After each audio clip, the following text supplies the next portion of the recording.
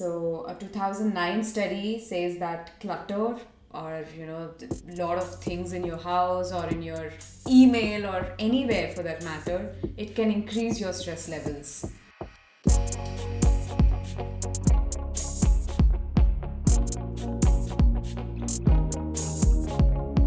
Welcome to Unfiltered Creativity. I'm Shri. I am Mounima. And we are both on a journey to live a more creative life. We are so excited and grateful to have you all along this ride.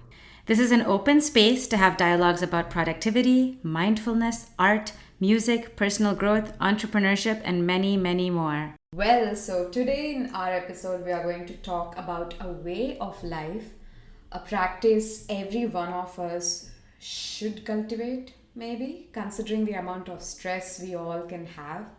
So, the more you have, the more stressful you are likely to get. The less you have, the less stress you're likely to have, and a better mental health. So, yeah, you guessed it all right. It's about minimalism. Minimal lifestyle is living with what you really need. It's a concept called less is more.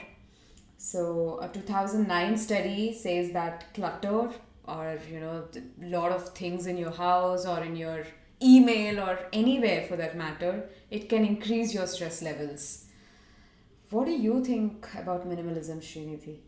I think minimalism has gotten a little bit of a bad reputation recently. Yeah. With Netflix specials and YouTube series highlighting very extreme forms of minimalism. Mm-hmm. I think the word has almost become synonymous with deprivation, which is really unhealthy. Like, getting rid of things simply to be a minimalist. I remember watching something on YouTube where they, didn't keep any entertainment at home. No television, no books, no nothing. Oh, no. Just because it didn't serve a purpose 24/7 and it encouraged them to leave the house and they just lived with one floor mat in a room. What? And I think that there's a lot of perception that is what minimalism looks like. I think there's a lot of judgment around minimalism as well.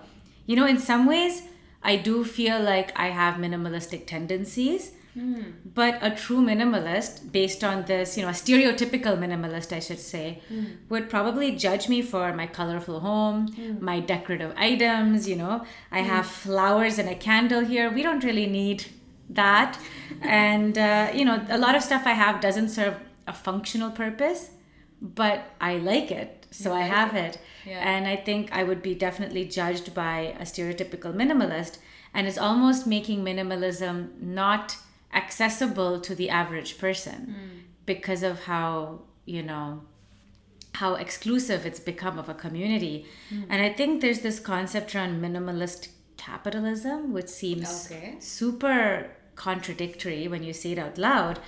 But what's happening is there's an aesthetic now that's attributed to the minimalist lifestyle. It's all white and gray and natural woods and things like that. So people who say that they're minimalist, if they own, a plastic water bottle and things like that, what people are doing is they're actually throwing out and wasting perfectly good items to purchase new items that fit in with this minimalist aesthetic. And minimalists, they have their brand sponsors and all of their stuff. Yeah. And it's almost creating a new income stream. It's creating different kind of clutter, right? In the name of minimalism. So, I find there's a little bit of exclusivity around the minimalist community. And I love some of the concepts of minimalism. I think same. I want to employ them. I think I do employ some of them. I'm very new to this topic. I have never been a minimalist person in the past, but now I mindfully try. As an average person, I am trying to bring down those extreme minimalist concepts that can fit my lifestyle right now. So I think it would be very helpful if you in this episode can help me with tips and suggestions you follow as a minimalist person in your daily routine. You're not that extreme minimalist person, right? No, absolutely not. I think that's what's challenging is, I employ some minimalist concepts, I think in a very similar way to you, where I'm just trying to be mindful about the stuff that I own And I'm trying not to, be an over consumer of any type of stuff or items, like buying too many clothes or whatever. But yeah, I think I have seen, like, for example, I follow a lot of home decor channels. And whenever there's minimalist design, the comments are always very hateful. Like, this isn't minimalist, it doesn't fit the minimalist aesthetic, or you have a television, or you have this item and you have an extra throw cushion and that's not minimalist. And I think that what we should try to do today is bring minimalist into a completely no judgment zone. Yes. We are both going to call ourselves minimalists. And we will share what minimalist tactics that we have employed, what feels right to us. And all we would recommend is do what feels right to you. Yeah. And, I think the word minimalist itself, it has a bit of a gradient. It does. So, yeah, I think, we just need to be mindful of that and allow ourselves to fit within the gradient. Yeah. Would you consider yourself to be a minimalist person? As you said, I'm going to call myself a minimalist person from now on, but seriously, I have not been until last 2 years. But when the pandemic hit, the pandemic made me a minimalist person. That seems to be a trend in all of our episodes for you. I know, right? I'm like this totally new person. Post-pandemic. I know, I'm starting to realize that now. Anyway, so I had to like reprioritize what I really need during pandemic, because what happened during pandemic, there was limited financial income, there was limited, everything was under limit. So I had to really think and reprioritize what I need and how I should allocate spending my money only on the things that I need to live in a sustainable way. So before pandemic, it was totally a different picture. I used to have like 3 to 4 face washes, and now I have only one. I won't buy the next one until I finish this one. I have only one pair of footwear in all categories, like sneakers 1 pair, heels 1 pair, and all of that. But before that, I had like this 15 to 20 pairs of footwear lying there in my wardrobe. I had a similar-ish experience in terms of not having the means or the size, right? And for 5 years, I lived with my husband in a 500 square feet place, so just a small 1-bedroom, and we shared 1 closet. So out of necessity, I could not have multiples of things. Okay. So for, while I have the tendency to like to go shopping and want to buy stuff and all of that, I always had to ask myself, do I have the space for it? And I often didn't. And honestly, we had a very strict 1 in, 1 out rule. So face wash, like soap, if it was not done, we did not buy more. And similarly with clothes, like if I bought myself a new pair of pants, I only had that much room for pants. 1 pair of pants would have to be donated. And now that we did move into a slightly bigger space, I do have the space to buy things. But yeah, that's definitely a mindset shift to have, where I try not to have multiples of things I don't really need multiples of. Yeah. So what I do when I go to shopping or when I'm tempted to buy something is I ask this question, do I really need this? Or can I survive without this for now? I will buy it only if I'm really in need of that thing. That I think that has been a game changer. Since then, I have controlled spending a lot of money on things I do not need, probably. I buy only the things I need now. And one more practice I have started is to go to thrifting. I love that. That's amazing. Yeah. Thrifting is a very sustainable practice, and I have started loving it, especially with the things in the house and all of that. I actually started, thrifting my first clothing outfits, and I do feel good about it. I've been trying really hard in terms of my shopping decisions. I also ask, do I really need it? Some other things I do is like, am I contributing to fast fashion? It's something I'm trying really consciously, and I have been over the past couple of years, to not do. Like even the shirt I'm wearing today, it's made out of a fair trade clothing company. It's 100% cotton. The buttons are made out of coconut. So like I'm really trying to make more mindful fashion choices that are better for the people that are making them. And then there's another tip I have is, I think it's easy to fall into the trap, especially with Amazon. You see something and then you just buy it right away. But sometimes if I'm not sure if I need it or I want it, I will say I'll buy it on Saturday. And I'll give myself a few days. And by Saturday, if I'm not still thinking about it, I probably didn't really need it. Yeah. If I'm still thinking about it, I might make that consideration. Yeah. But that also helps to just put it aside. Yeah, that's a great tip. Being a student currently here in Toronto, I think that also has transformed me into a much more minimalist person. Of course. Yeah, student life. And the 2 suitcases you can bring from India, that would do it. Oh my God, did you see all those stories I've posted before coming here? So I've had this rant of stories again on my Instagram. I was so confused about what to bring and what not to bring here. I have packed more than 50 kgs of suitcases, and I'm supposed to carry how much? Some 32 kgs. So I had to cut down more than 15 kgs of my luggage. There itself, my minimalist lifestyle has begun. That would do it. From there, Yeah, that would do it. Actually, I find it even hard now when I'm decluttering to donate stuff. Yeah. Because it's like, maybe I'll fit back into it one day.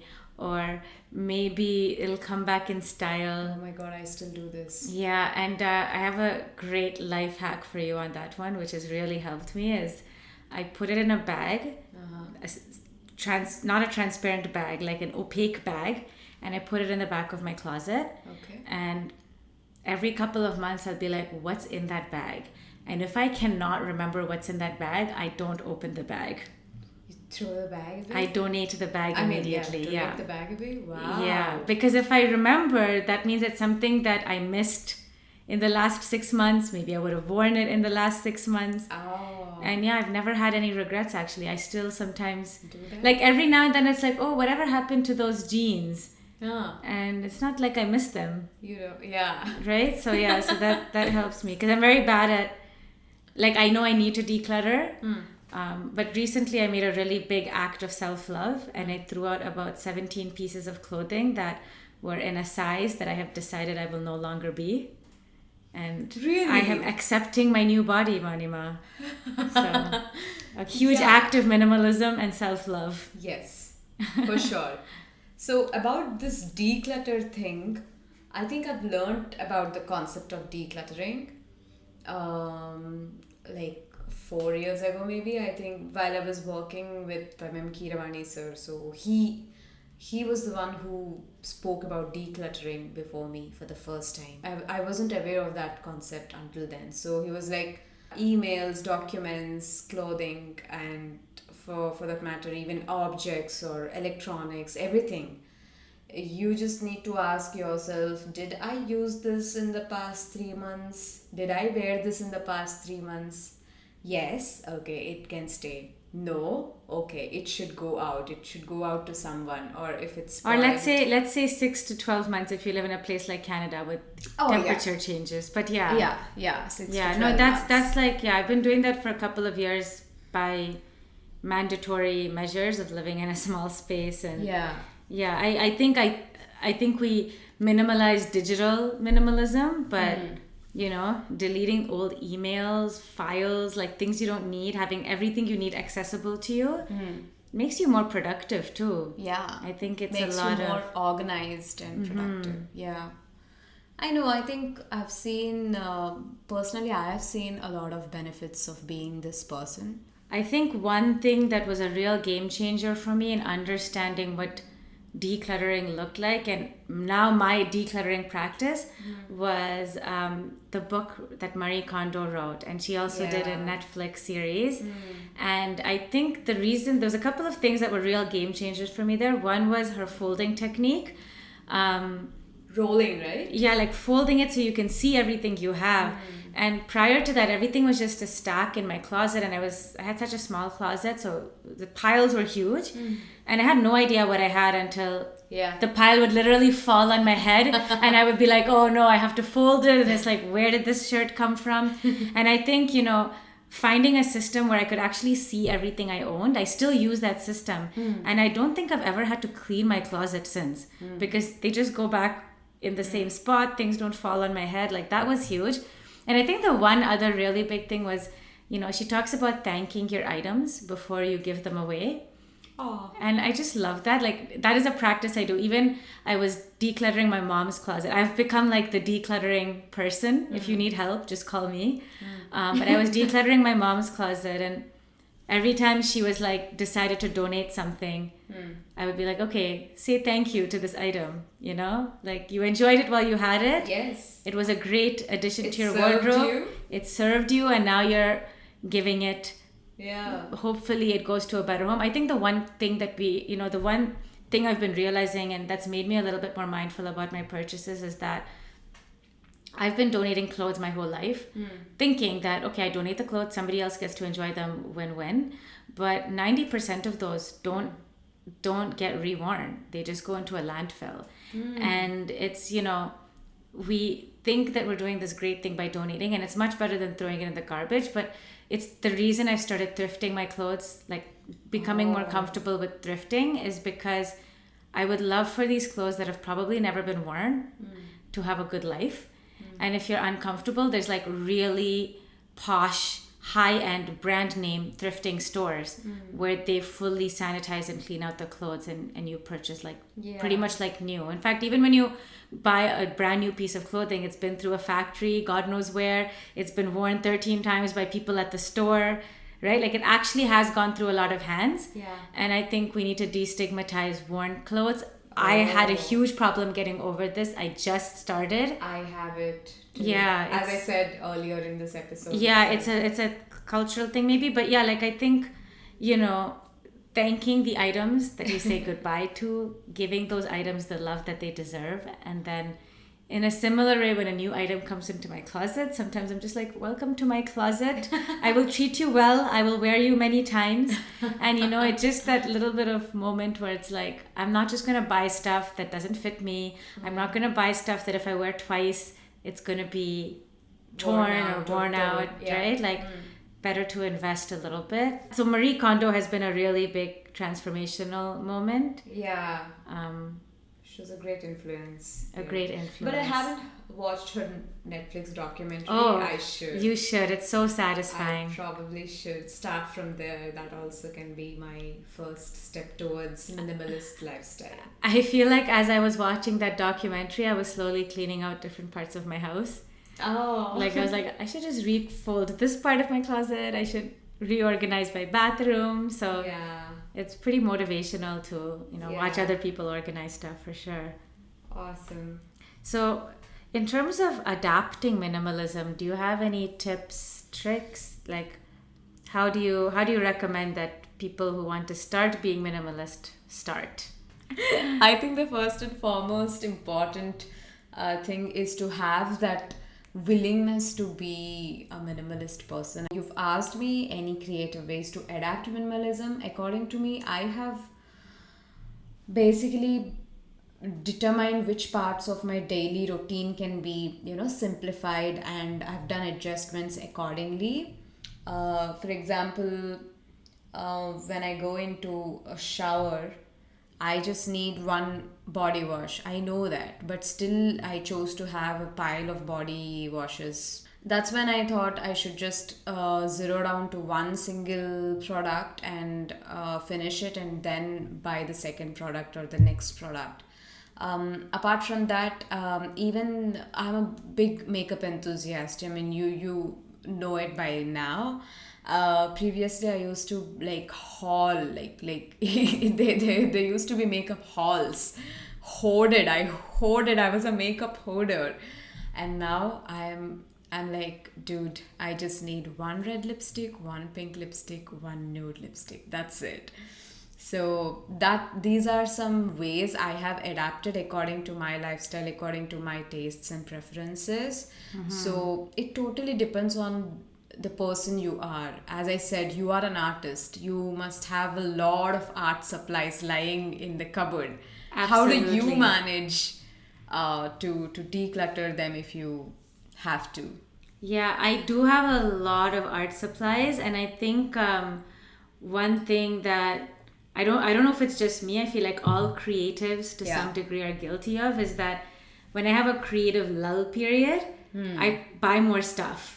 Oh. It's like when, I don't know what to paint, I'm buying paints. So now that I've become very mindful of that, I don't do that. And I do need a lot of supplies because I am producing a lot of work constantly. But I also have the one in, one out rule. Like I used to have it's like, oh, I'm going to use white paint. I might as well buy 2 extra tubes. But it's like, okay, but the art store is only 5 minutes away. So I'll buy 1 tube and then I'll finish it. And then when I need it, I'll buy the next tube. And, I think we should do a whole episode on scarcity versus abundance mindset. But what the idea is just like telling myself that there will always be what I need when I need it. I don't need it now. I don't have to hoard it right now. When I need paint, toilet paper, there was a huge issue here in Canada at the beginning of COVID over toilet paper. Oh my God. But it's like when I need it, it will be there for me. Yeah. And that, and that's really helpful as well. And I think, you brought up the haul thing, and that's a very interesting antidote to minimalism. Yes. And I find the haul culture, I think it's a very big YouTube thing, right? You do a shopping haul, you do a makeup haul. Yeah. And I used to enjoy watching these hauls, and I actually made a mindful decision to stop watching them. because it really feels like it promotes overconsumerism. It does. And it promotes a culture where people feel that, if I want to enjoy makeup or enjoy fashion or enjoy art, there's a lot of artists who do hauls, that you need to have all of these supplies. And I'm tempted to do hauls sometimes, when I go and get a bunch of stuff at when I get a bunch of stuff at Curry's and I really want to show everybody all the cool stuff I got, and I also keep myself from doing them because I just don't want to contribute to that culture. I find it really negative. Yeah, it is. And it was negative for me to even watch and consume because it just normalizes this Target haul. I went to Target and spent $3,000 on art supplies, and that's okay. And I just didn't want to normalize that behavior in my life. It's kind of... Yeah. Also, I have a question here for you. I personally have observed that there's a lot of over-consumerism here in North America. Like, if I go to Freshco and want to buy a pack of onions, I just can't find 1 kg of onions. I need to buy a 5 kg pack probably. And I cook for only one person, who is me. So what's your take on it? How can I creatively cut down on these things? I've tried to create my own systems after 2 months because I was throwing out a lot of rotten food and rotten vegetables because I didn't have option. I had to buy a full pack of onions because I want onions, but there's no 1 kg pack. There's 5 kg or 3 kg pack of onions. I think 3 kg is still manageable, but generally not just onions. It's everything. Everything here is in big packets.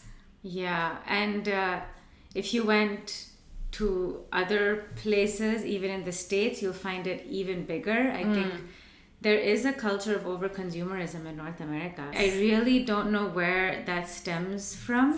Yeah. But the amount of waste, if you look at statistics on food waste, on clothing waste, it's monumental. Yeah. And if every single person in just Canada and United States decided to curtail their food and clothing waste, we could probably eradicate poverty. Yeah. It's really that big. Yeah. So it's pretty sad.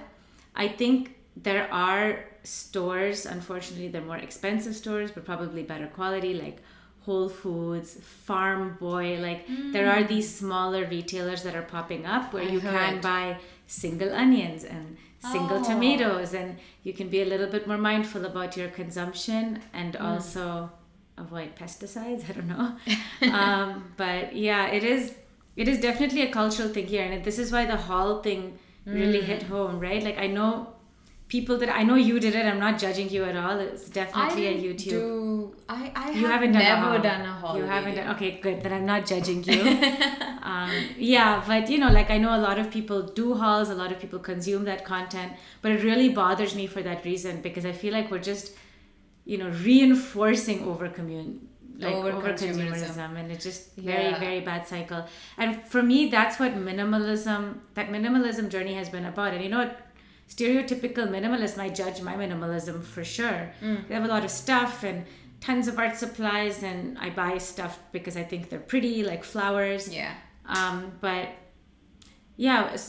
definitely the minimalism for me is really that extra mindfulness I try to have about my consumerism, to buy ethical products where possible, to like not buy more than one of things I don't need more than one of.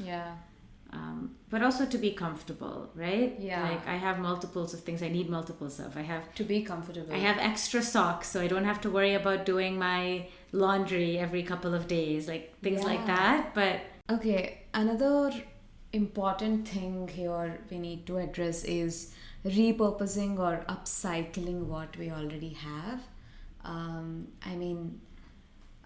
For example, I have taken my planner from last year, 2020 planner. I did not feel like disposing it off, so what I basically did was, there were so many empty pages because I wasn't regular, so I've torn all the empty pages, and there were a few pages with affirmations on them, so I've taken all those affirmation pages, and what I've done is I've decorated my desk, as I told in the earlier episodes.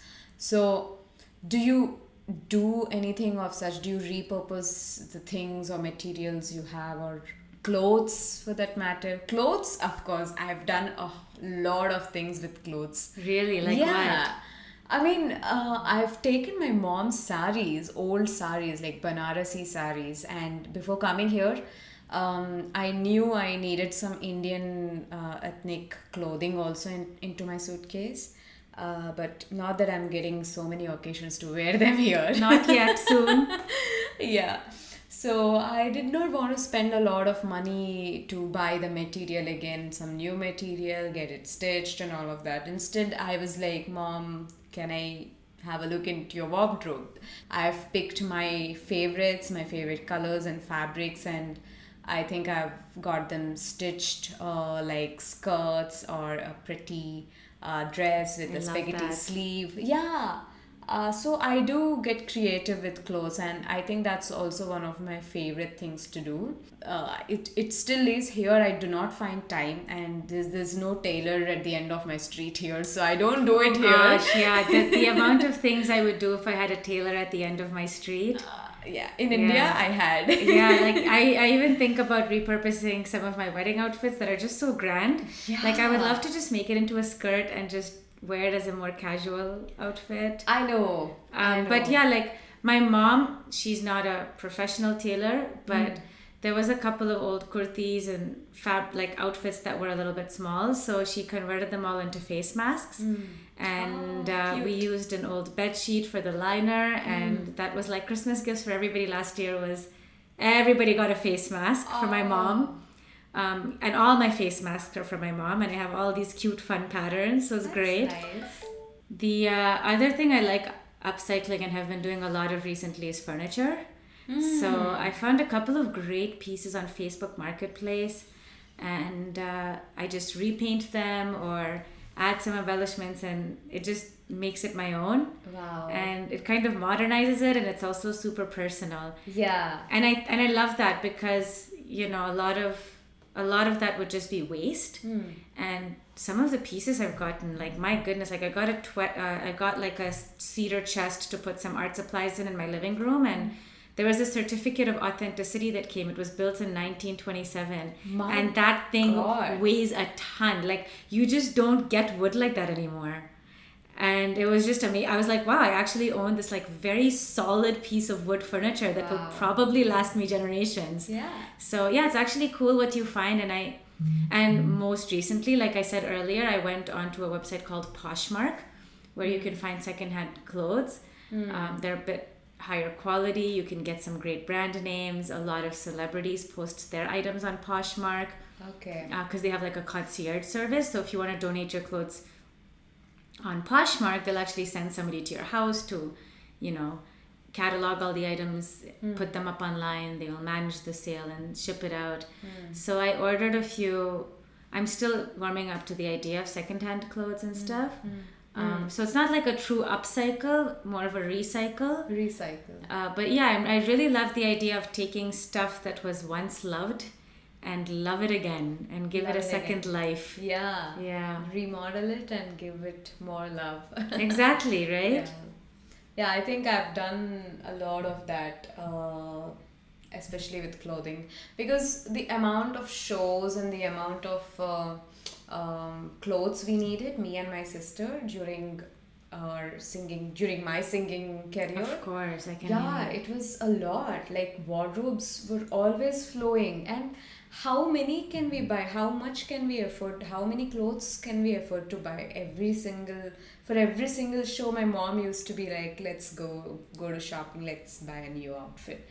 At one point, my sister was like, I can't keep spending my money, because once she spends money on one outfit, she can wear it only for once. Wear that outfit in front of the TV, she cannot wear it again. So she was like, I'll start. I wish we could just normalize wearing the same outfit multiple times, right? And like, I'm not even on TV, but I know that there is this culture like, oh, I already wore this outfit last year, so I shouldn't. And I already wore this outfit for that person's wedding. But it's like, who's keeping track? Who cares? Nobody. And like, why do we feel this need to keep buying new outfits? And I don't know, maybe it's a cultural thing too, right? Like, exactly. I was telling my sister's getting married soon, as is yours. Yeah. And I was telling my mom, I'm like, don't buy me an outfit for my sister's wedding. I have enough outfits, I'll manage. And it was like a huge situation. Like, how could you not wear a new outfit for your sister's wedding? And then she bought me one. So I was like, okay, that's fine. And we were thinking of like, oh, we only have one lehenga or two lehengas, so maybe we should get one more anyways. But I found this great company in Bombay called the Ghatkopar Cloth Store, and they do 100% vegan silk. So all of their items are silk, quote unquote silk, but they're not made out of silkworms. They're made out of cotton and different fabrics. And we ordered 2 skirts from there. They were so great to work with. You just order on WhatsApp. They shipped it. They got it to us here in Canada. It was great quality. It looks kind of exactly like silk. Like, my mom didn't know until I told her that it wasn't real. So it's like, I felt good. I was like, okay, I did buy something new, but also I was a little bit mindful about what I was contributing to. And of course, the sari my mom bought me was silk. Could not avoid that one, but I tried. Yeah. A topic I actually want to touch upon is weddings. Indian weddings. How extravagant Indian weddings can be. Oh my gosh, yeah. Minimalism, I think, is thrown out the window. Throw it out of the window. Yeah, just let it fly away. Yeah, I think so. I've been to some, I'm going to a wedding next week. It's the most intimate wedding I've ever been to. 22 people. Oh, sweet. Including the bride and groom. Okay. So I really hope that, I hoped, I don't know, we'll see how it goes. Like, as we were going through the pandemic, especially here in Ontario where things were way more restrictive, I really was thinking that the society would come out more minimalist. We would be more mindful, and let's think about minimalist as more than just stuff, right?